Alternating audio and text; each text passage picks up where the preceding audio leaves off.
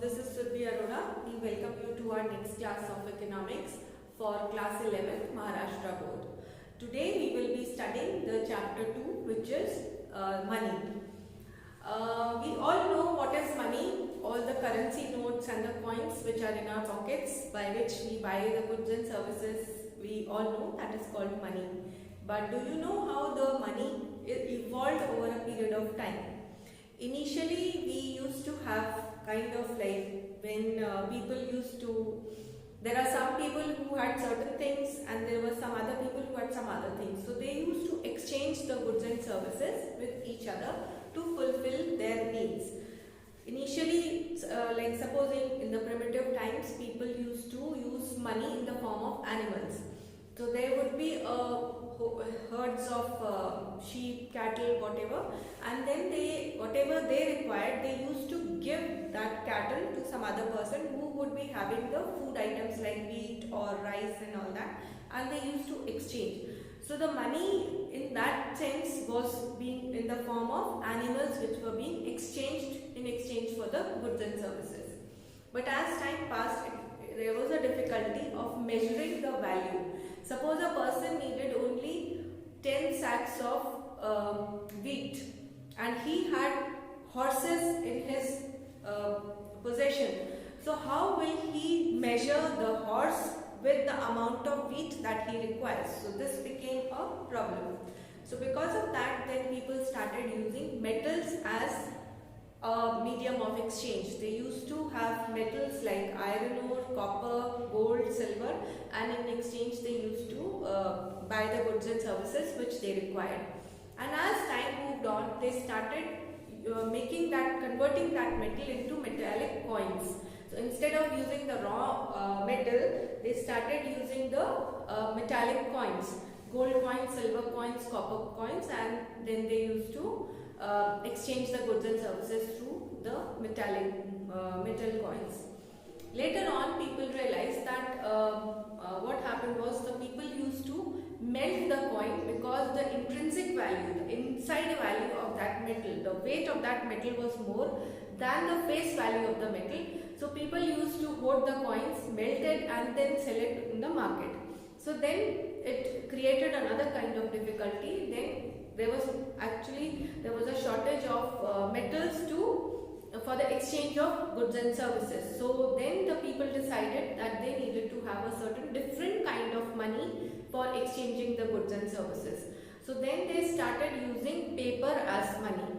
All the currency notes that you see, that is a paper money which is in circulation. And the coins the coin which is there prevalent in the modern times, it is made up of many metals.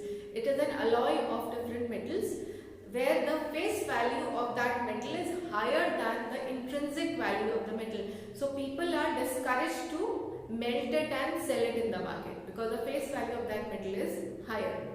And as time passed, now what we see is the concept of plastic money where we are using credit cards. Or there are certain currency notes which are in plastic.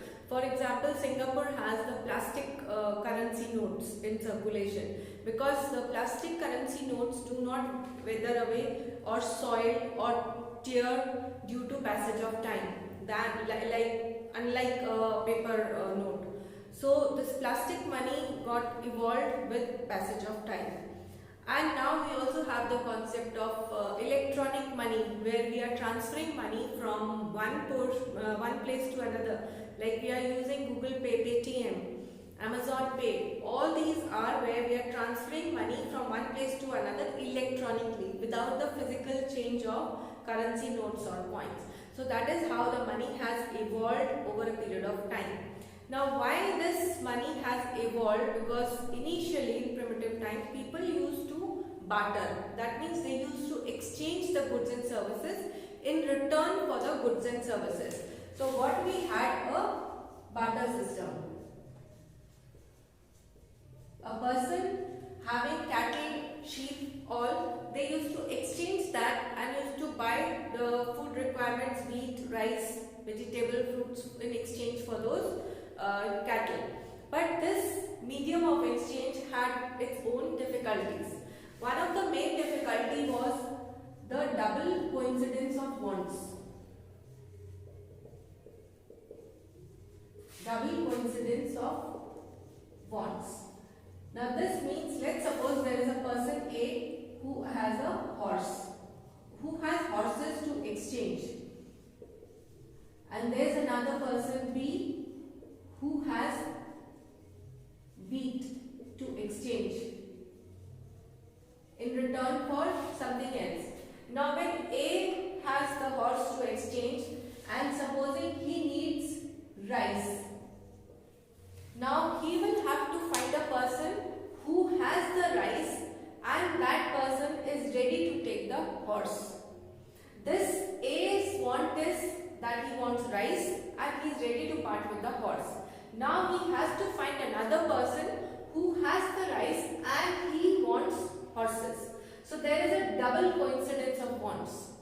A and that other person both require the thing which both of them want from each other, which may not be possible. Suppose A has horses to exchange in return for rice, then B has wheat to exchange. He wants horses, B wants horses, but A wants rice. So B does not have the rice to give to A, so he has wheat. Now what happens is, A will take the wheat from this person and then maybe find C who will take the wheat and give him rice. So from A exchanges the horse for wheat, then finds another person who takes the wheat and gives him rice. So this is all the double coincidence of wants, and this was very difficult in the primitive times. There was hardly any transport facility available. The information all across was not so like we have it now. Everyone has all kind of information in all markets, but this was not there. So this double coincidence of want was the biggest problem under barter system. Now another difficulty which arose was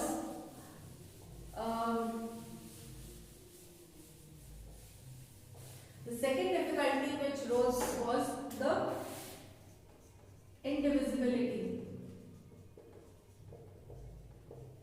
Indivisibility of the commodities.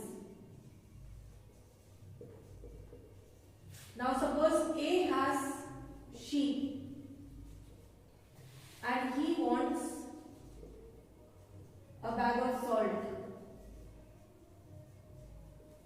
So first thing, he'll have to find a person who wants sheep and give the salt to him.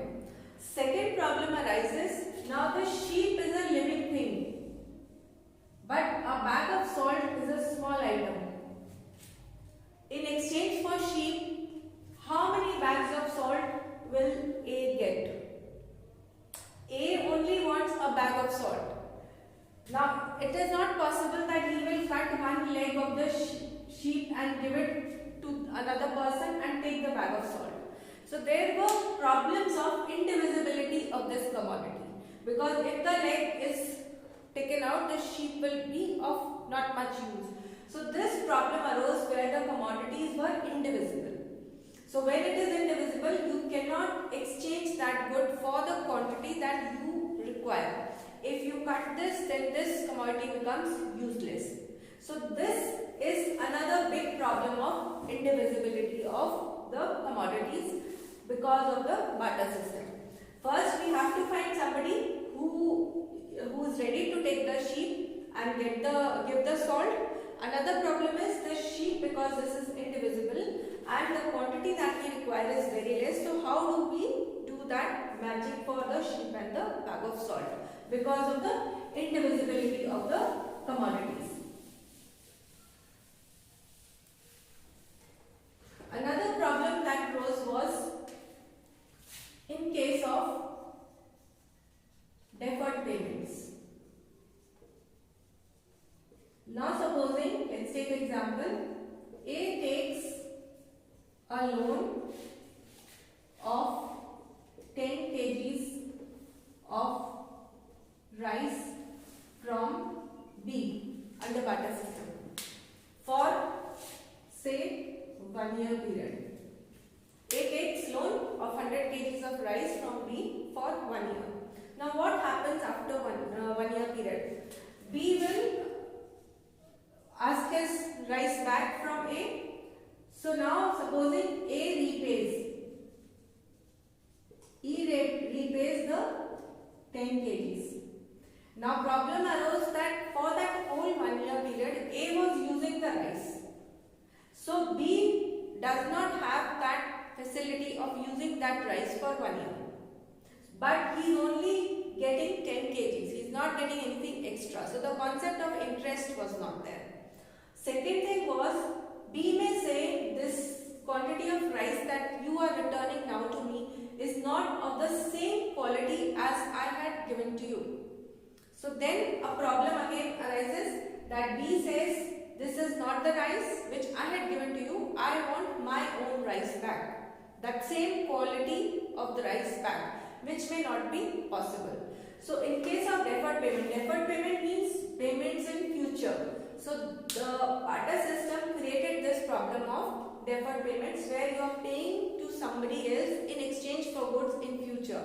Supposing A takes the loan of 10 sheep from B, and after 1 year, because of some drought or some natural calamities, all the sheep are now no more. Now he is taking, he starts some farming and he wants, now I don't have the sheep, but you take the produce from my farm. B may not agree to it. He will say, I want my sheep back. So those kind of problems got created because of the. So our next difficulty under barter system is the store of value. How do we store the value of those commodities? Suppose we have sheep. We need to store all that sheep in certain conditions. If the conditions are not feasible, like you need to have that kind of space. So that space is required, and if suppose the season is such that it's rainy season or it's winter season, you need to keep all the sheep warm. So how do you store that value of the commodity? Suppose there is some kind of a pandemic situation which arises and all the sheep die. So the value of this commodity becomes zero. So if you see in the modern time we are using money, a 10 rupee note will remain a 10 rupees anywhere in India. The value remains the same. But even if you store it, you keep it in your maybe a piggy bank and take it out after 10 years. The 10 rupee will remain the 10 rupee only. So there is a store of value which was not possible under the barter system. Then there is another difficulty where there is a lack of standard unit. Like I gave you the example where sheep is to be exchanged in return for salt. Or in the earlier example where A wanted rice and he had horses, but B had wheat and he was ready to take the horses. So we had to find another person, C, who will take the wheat and give the rice to A. So there is no standard unit in that case. That standard unit initially, as I told you, because of the evolution of money, earlier we used money, animal money, then we started using metal as money, then the metallic coins came into prevalence, and then afterwards the paper money, and now it is the credit money and the electronic money which is in circulation, which has a simple standard unit. We can measure it in terms of the units of money, a 10 rupee, 5 rupee, 100 rupee. So these are units of the money which can be exchanged. Now if we suppose want a television suppose it's costing 50,000, so it is a value of 50,000. So that is a standard, and we can measure something else like a bag of salt for 15 rupees. So that means a unit 15 is also defined and a unit of 50,000 is also defined. So that means that standard unit is now adapted by the modern society because of these difficulties under the barter system. Now another thing which is important here is that as we are evolving, the money has also evolved with the passage of time. Most of the currencies in the world are into paper currency or coins. In India, the money which is printed, the system that we follow is minimum reserve system, where we have a certain amount of money in the form of metals, gold, silver and foreign currency, and some amount of money in foreign currency and Indian notes, and on that basis we print money which we require into circulation. So all the currency notes are printed by the RBI, Reserve Bank of India, which is the central bank of the country. All currency notes are printed by the Reserve Bank of India and coins except for the 1 rupee coins, which is printed by the Ministry of Finance. If you check on the gold on the coins, you will find the ministry logo emblem of India is there, and on currency notes are written by it is signed by the governor of RBI. So this is something important which you need to check, and there are 4 places where these currency notes and coins are printed. As an assignment, I want you all to find it out what are the 4 places where these coins are printed. I hope you understand these concepts. We will move ahead with the functions of money a little later. Moving now to the qualities of money. Money is something which is generally acceptable by the people of a certain country. Every country has their own currency. In India, we have rupees, or what we call INR, Indian rupees. France, Great Britain has pounds as currency. USA has dollars as currency. So these currencies are generally accepted in the country in which they are printed. India has INR, that rupee is accepted generally everywhere across India. Even if you are in North India or South India, the rupee remains the same and everyone can accept it. It is a legal tender. It means that it is backed by the government. So nobody can refuse to accept it. So amount of money which is there, it is as per, as I told you, based on the minimum reserve system, and all across India that money is generally acceptable. Nobody can refuse to take the money because it is legal tender which is backed by the government of India. There are 2 things which we also need to understand here is that there are 2 terms. One is limited legal tender and there is unlimited legal tender. Limited legal tender means that up to rupees 25, a person makes the payment in small coins, 10 rupees, 20 rupees, 50 rupees or 1 rupee notes. The other person can accept that only up to 25 rupees and after that the person may refuse to accept it in small coins. If a person needs to make anything above 25 rupees, they need to use other higher denominations of the money. So it becomes legal tender in that sense that people may not accept it beyond rupees 25 in smaller denominations of money. And unlimited legal tender is like 1 rupee note. Any person can make the payment to any extent in 1 rupee note and the other person cannot refuse it. So it is unlimited legal tender. Legal tender which is backed by the government because all the notes have the stamp of the Reserve Bank of India. The governor promises to pay a sum of rupees, whatever is the denomination of the currency note, by the governor. It's a promise by him. So money is something which is generally acceptable by all the people of that country. Our second thing is that it is divisible. As we have discussed earlier, we have denominations for a bag of salt for 15 rupees. We have a television costing 50,000 rupees. So we can divide it into any smaller or higher denominations of money. So that gives us certain flexibility in the sense that all the units of money can be divisible. We can even buy property with the number of units of the money. The property may go up to crores or lakhs, but still we have that unit by which we can measure it. So there is divisibility is possible with money. Then there is also durability. 10 rupee note, as I said, if you keep it for 20 years, it will still remain a 10 rupee note. It will not lose its value. So there is durability in the current modern money. It remains the same. Then there is cognizability. Cognizability has come from the term recognized. It is being recognized, a 10 rupee note is recognized as a 10 rupee note by everyone.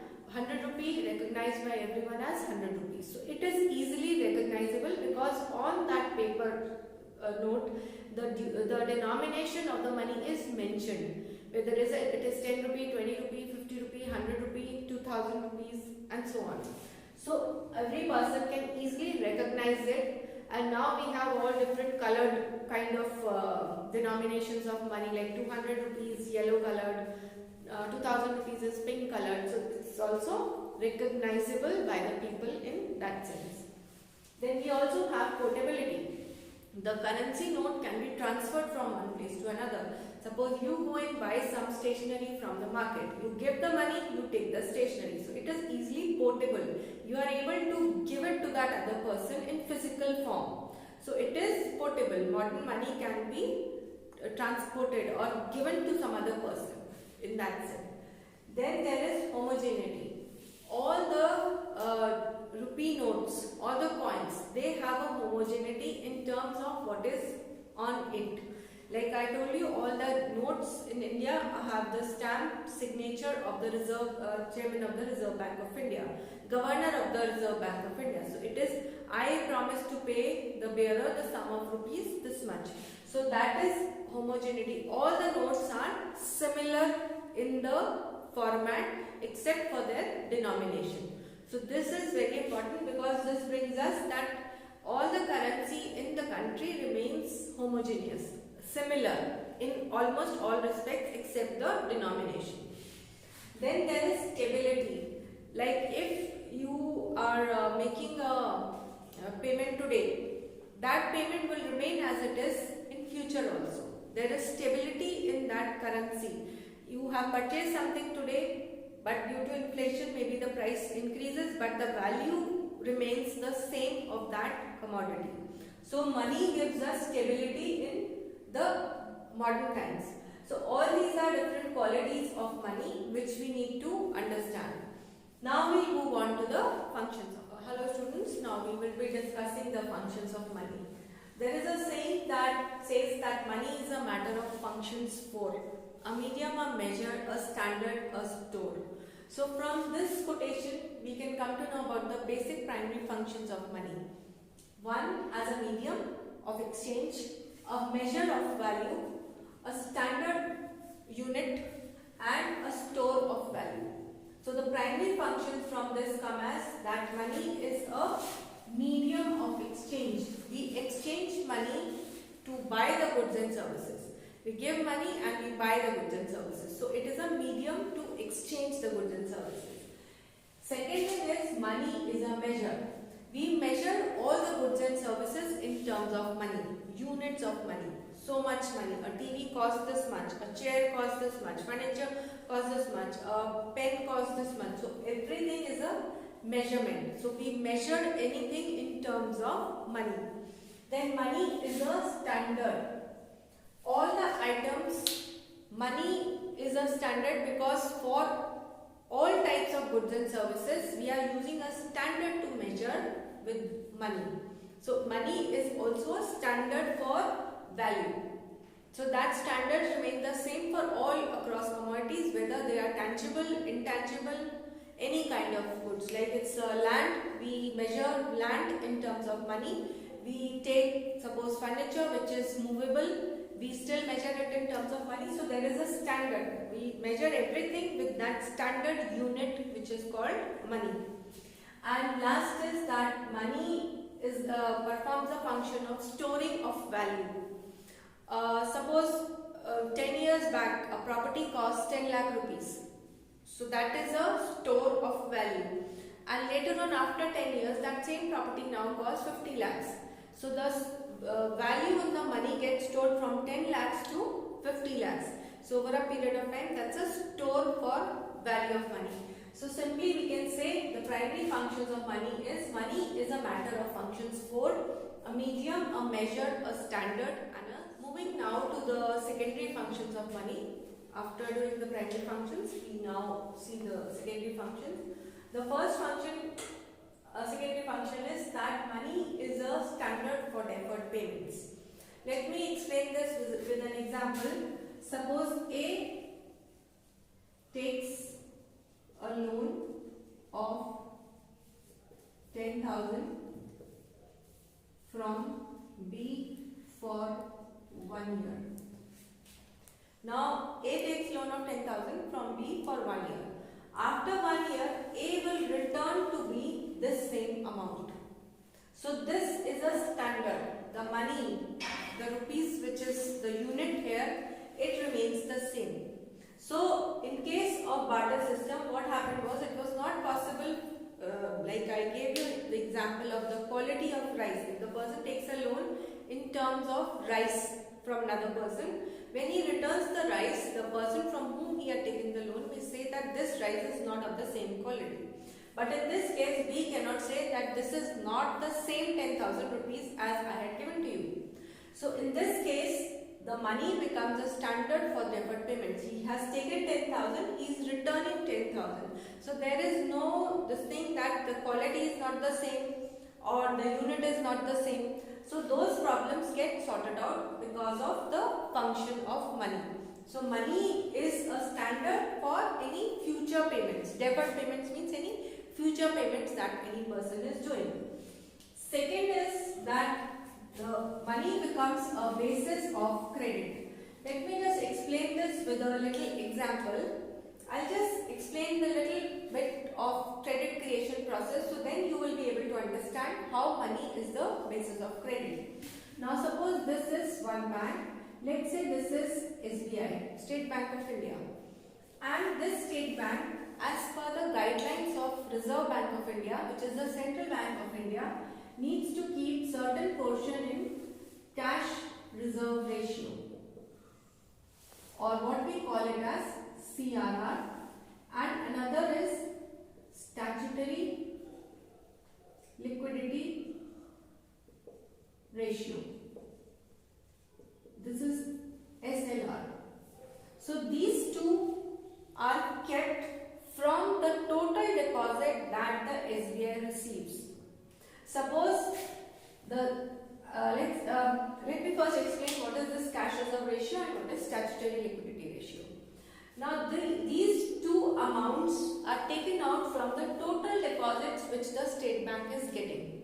Suppose in one day State Bank gets 10 lakh of rupees in a day. As per the Reserve Bank, if you have heard about the credit policy which the RBI or the central bank gives, as per that, the cash reserve ratio which is specified here is say 10%, and the SLR is also specified as 10%. Now this means that out of the total deposit of 10 lakhs, the cash reserve ratio which needs to be maintained with the bank itself is 10%, and this 10% statutory liquidity ratio is to be kept with the State Bank of India or with the Reserve Bank of India. So these two ratios tell us that some amount of money out of this deposit is to be kept with the State Bank as in terms of cash to make the withdrawals. If somebody comes to withdraw money, it should be able to meet out from this, and some portion it is required to keep with the Reserve Bank of India. So these two, let's say it is 20%. So now State Bank has 10 lakhs in a day as deposit. Out of this 20%, that is 2 lakh rupees, the State Bank keeps in terms of CRR and SLR. Now how much money it has got to lend it to the people? Because banks take the deposits and give it as loans or advances to the people who require it. Now in this case, bank keeps 2 lakhs. So with this bank now, it has 8 lakh rupees to lend. So now this 8 lakh will go into circulation. Let us suppose now there is a person X who takes this loan of 8 lakh rupees from State Bank of India, and his bank is, let's suppose, PNB. Now PNB gets a deposit of 8 lakh rupees. This comes as a deposit, and now PNB, since it also comes under the Reserve Bank guidelines, it will also keep 20% in reserve as CRR and SLR. So now 8 lakh at 20%, that is 1,60,000, it will keep in reserve, and it will give the balance of 6,40,000 for lending purpose. And so on, this will continue. Now what we need to understand, how this cash becomes the basis of credit. In this case, 10 lakh was actually deposited, but the credit which is created out of this is 8 lakh which is 40,000 which is lended, and so on. This will continue. So this is all credit money because nothing in cash is being given. It is only a money transaction which is taking place in the books of the bank accounts. So with 10 lakhs, 8 lakh plus 6 lakh 40,000 and so on to whatever extent, this money, this is the credit money which gets created in the market, in the economy. So 8 lakh plus 640 gives us around 14 lakhs. 14 lakh 40,000 is the money, the credit money which gets created out of 10 lakh rupees. And this will continue further. There is a multiplier formula which we will do it later on. Now this becomes the basis of credit. So money in cash terms becomes the basis for credit. Now I will give you one more example here. We also need to understand that there is a thing which is also known as circulation of money. Let's suppose we go to the market and we have purchased goods for 100 rupees. Now this money goes to the seller. The seller takes this money. Now this seller will buy the goods which he requires with this 100 rupees. He would have taken it from some other seller. This seller again goes and buys the goods, and this seller again comes here. So this 100 rupees goes in each person's hands.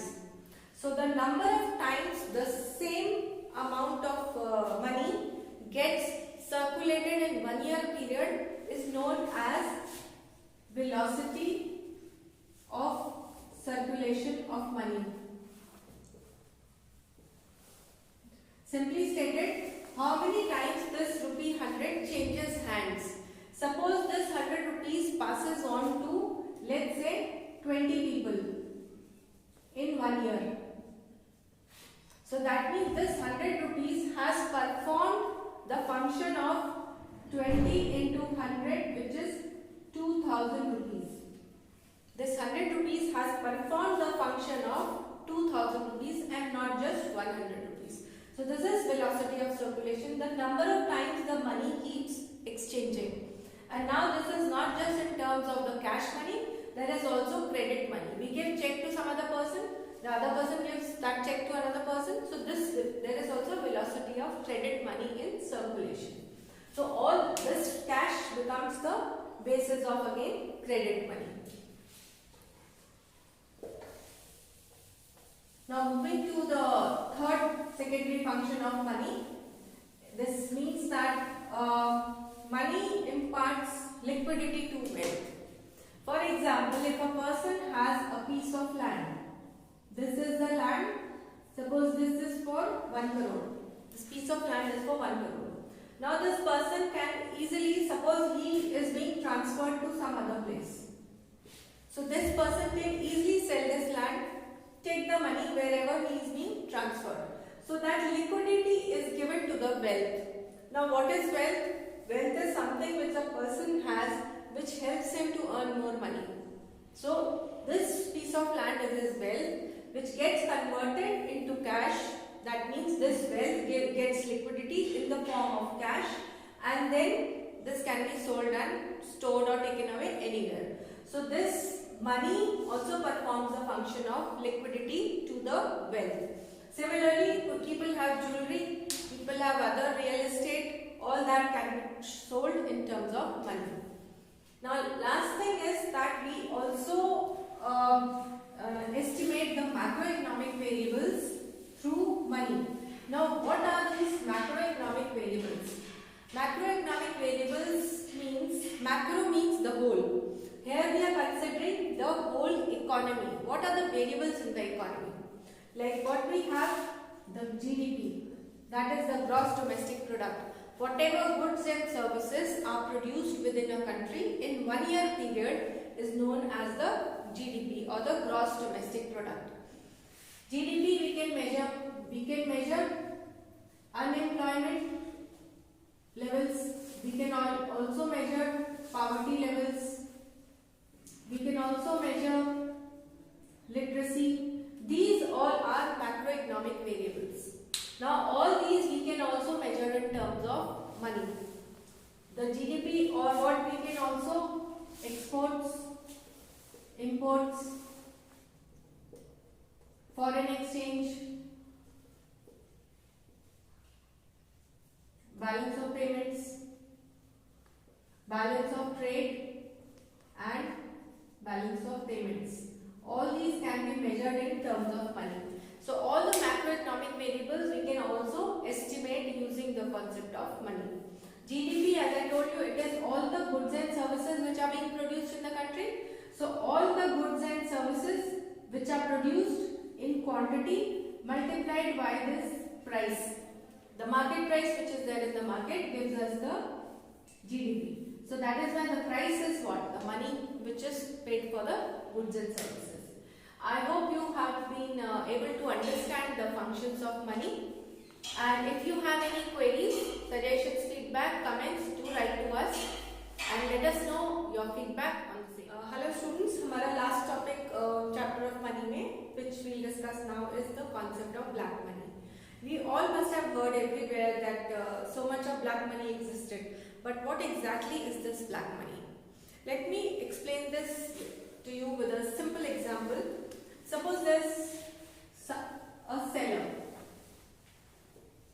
He makes an income per month of say rupees 1 lakh. Okay, there's a seller who makes an income by selling the goods and services and he is earning 1 lakh rupees per month. Now, on this money, he is required by the government to pay the tax. Whatever tax rates are available in the country, he needs to pay tax on that. But what he does is, he does not show his income as 1 lakh. He shows his income as suppose 50,000. Now, how can he do this? When he is selling, there are certain things which he is selling maybe in cash, but he is not recording it in his books of account. When he is not recording those things which are not recorded, that will not come under this. This will not come under this 1 lakh. This goes in unaccounted. This not recorded things go unaccounted. And these unaccounted may he is saving the tax. I will not say saving, he is avoiding the tax. When he is avoiding the tax, he is not paying tax on that unaccounted money. So it means he is showing his income as 50,000, but actually he is earning 1 lakh rupees a month. So this 50,000 pay he is avoiding the tax. So this difference between these two is unaccounted money. Now if we take this difference 50,000 which he is having, he is still spending. How he is spending? His income, what he is showing is 50,000, but actually he is buying the goods and services to the extent of 1 lakh. Or maybe he is saving also. Now let us understand our income is equal to saving plus the consumption. Consumption is what he is spending, saving is the portion of the income which he is saving for future contingencies. Now in this case, this extra 50,000 he is still using for consumption. That means in the economy, this 50,000 is coming which is accounted, plus also this 50,000 is coming because he is not just keeping the money and putting it in his cupboard. He is also using it for consumption purpose. So when he is using this money, that means it is coming into the economy. So that means that there is some unaccounted money which is available in the economy on which the tax is not paid. If you see in overall scenario, there in the news and all, you keep hearing so much black money existed. So how do we account for that money? So that's a separate session on that. But the basic concept I need you to understand that black money is that money on which the tax is not paid by the person who is supposed to pay the tax. It goes unrecorded, it goes unaccounted. And this will show, for example, let's take another example. There are ration shops. Why are there ration shops available in the country? Because to provide the foodstuffs, wheat, rice, sugar, all those things to the people who are living below the poverty line at a lower cost. lower selling price. The same thing is available in the market at a higher price. So these people go to those ration shops and buy the things. But generally what happens is the sellers, they take the goods from the ration shops and they start selling it in their stores. They buy from the ration shops at a lower cost and then they sell it in the market at a higher price, and that goes unaccounted. They do not show it in the books of account. They may use all other means to get that goods from the ration shop. So this is all unaccounted. If you and then ration shop says all my goods are finished, I don't have more to sell. So how does this happen? It happens when there is existence of black money. So when the ration shops start saying that we do have finished the stock, generally it means there could be an element of black money in existence, because the sellers have already purchased it from the ration shops and they are selling it in the market at a higher price. So you need to understand that black money, how do we identify that there is black money in the market? One indicator is that all the ration shops will have lines and lines of people. That is one reflection that there is black money existing in the market. So black money, just remember, it is unaccounted money, unrecorded money on which the government or which was supposed to take the tax, the sellers are not paying the tax. Not just the sellers, anyone who is supposed to pay the tax on it, but they are not paying it. I hope you are able to understand this lesson on money. Do share your feedback and comments and let us know what else you would like to know.